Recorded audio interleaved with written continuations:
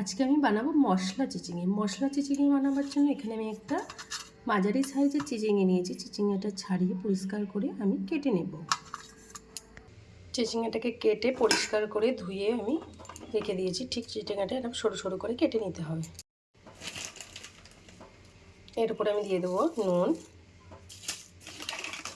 আর হলুদ গুঁড়ো। নুন আর হলুদ দিয়ে আমি এটাকে ভালো করে মাখিয়ে নেব।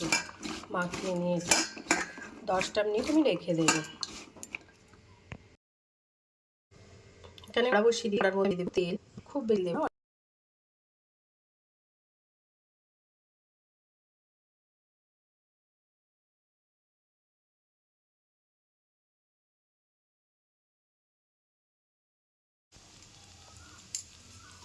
আর লঙ্কা দিয়েছি।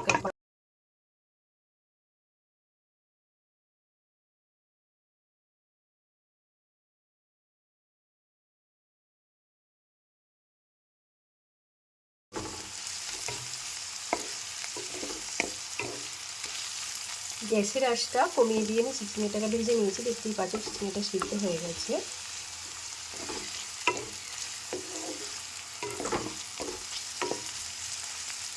আর কতটা কমেও গেছে। এবার এর উপরে আমি কিছু মশলা দিয়ে দেবো। এখানে আমি নিয়েছি লঙ্কা গুঁড়ো, জিরে গুঁড়ো আর ধনে গুঁড়ো। এর উপর আমি দিয়ে দিলাম। দিয়ে এবার এর সাথে আমি ভালো করে মিশিয়ে নেব।